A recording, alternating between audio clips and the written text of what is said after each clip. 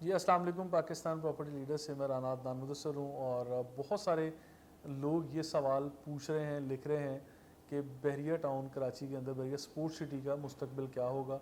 बहरिया sport city मतलब कितना authentic और कितना क्रेडिबल प्रोजेक्ट है कि आप लोग इन्वेस्टमेंट के लिए बार बार इसमें बात करते हैं, या एंड यूज़र के तौर पे आप लोग अपनी रिहाइश मूव करने के लिए भी रिकमेंड करते रहते हैं। तो इस तरह के सवाल थे। तो देखिए, बहरिया टाउन में Bahria sport city will be the centre of Bahria town Karachi.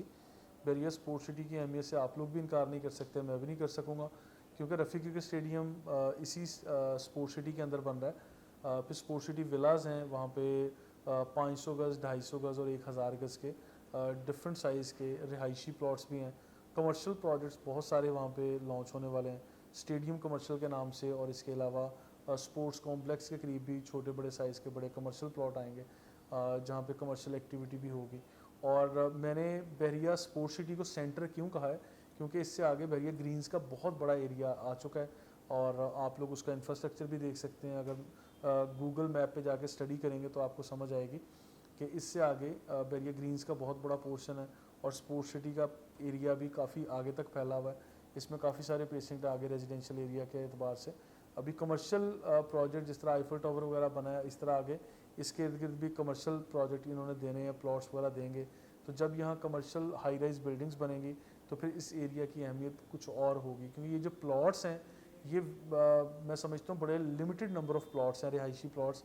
जब यहाँ पे हाई राइज बिल्डिंग्स बनेंगी, इतना बड़ा शहर जो आज हॉरिजॉन्टली मैं समझता हूँ कि ये फैल गया है, तो जब ये वर्टिकली ग्रो करेगा तो फिर हमें समझ आएगी कि ये यहाँ पे प्लॉट का टुकड़ा, यानी यहाँ पे प्लॉट ज़मीन का टुकड़ा, इसकी क्या अहमियत थी, जो हम लोग हमेशा से आपको रिकमेंड करते हैं कि आपको इन्वेस्ट करना चाहिए, परचेज़ करना चाहिए।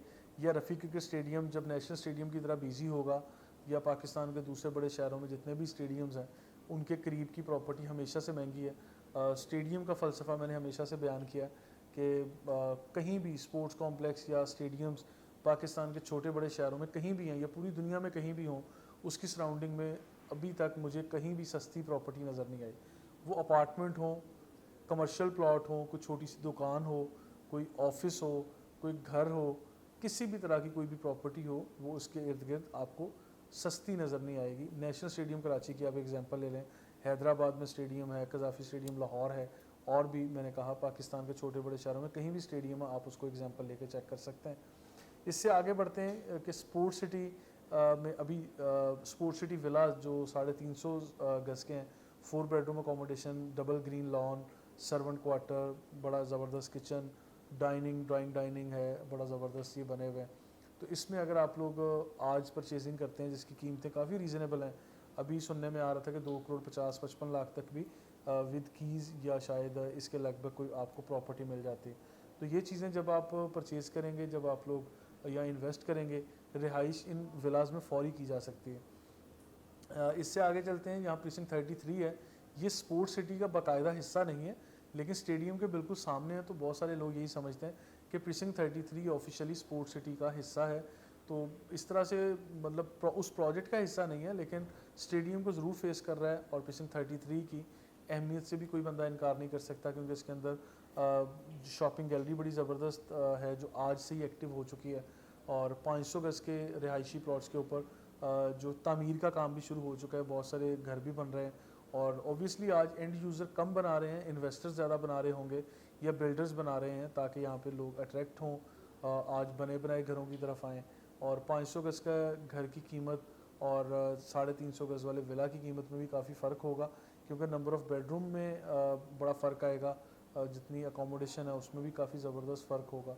तो ये सारी चीज़ें देखने के बावजूद मैं आपको ये कहूँगा कि आज स्पोर्ट सिटी के बहरिया टाउन के अंदर स्पोर्ट सिटी के जितने भी लीगल मैटर्स हैं सारे रिजॉल्व हो चुके हैं, प्रीमिसेस क्लियर हैं, बाउंड्री वॉल्स बन चुकी हैं, और आपको ये चीज़ डिफ़ाइन करके बहरिया टाउन ने दे दी है कि ये एरियाज़ क्लियर हैं, यहाँ पे डेवलपमेंट का काम मुकम्मल हो चुका है, यहाँ पे पोजेसन है, आप लोग प्लॉट परचेज़ करें, पोजेसन लें और फौरी कंस्ट्रक्शन का काम शुरू कर दें, तो ये आपके लिए बेहतर है।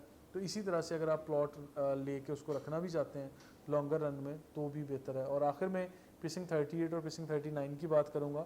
1000 गज़ के प्लॉट पर मुश्तमिल ये एरिया है बहरिया टाउन का, जहाँ पे स्पोर्ट सिटी का ये एरिया है, ये किसी वजह से बैरियर टाउन की तरफ से काफ़ी डिले हो चुका था, लेकिन अभी प्रीसिंक्ट 38 ज़बरदस्त वे में मैं समझता हूँ कि डेवलप कर रहा है बैरियर टाउन।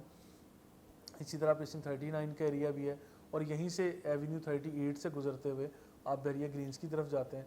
बैरिया ग्रीन्स में अल-फजर एवेन्यू और दीगर जो अल-अब्रार स्क्वायर और सारा आगे कमर्शियल एरिया भी डेवलप हो रहा है। तो वहाँ नया पाकिस्तान स्कीम के अपार्टमेंट्स बन रहे हैं। इसके साथ साथ सफारी विलाज और DX विलाज और दीगर प्रोजेक्ट्स यहाँ पर आ रहे हैं। तो इन सारी चीज़ों को अगर आप लोग देखते हैं तो मैं समझता हूँ कि स्पोर्ट्स सिटी की अहमियत अपनी जगह कायम दायम रहेगी, बरकरार रहेगी। तो लिहाजा आप लोग स्पोर्ट्स सिटी की अहमियत से बिल्कुल डाउटफुल ना हो। आप लोग इन्वेस्टमेंट अगर ऑलरेडी है तो बहुत अच्छी बात है, अगर नहीं है, आप लोग फ्रेश बायर हैं, तो आप लोग इस स्पोर्ट्स सिटी एरिया में अपनी इन्वेस्टमेंट को बिल्कुल तसल्ली बख्श तरीके से कर सकते हैं। फर्दर इन्फॉर्मेटिव वीडियोज़ के लिए हमें फॉलो करते रहिएगा सोशल मीडिया पे। Thank you so much.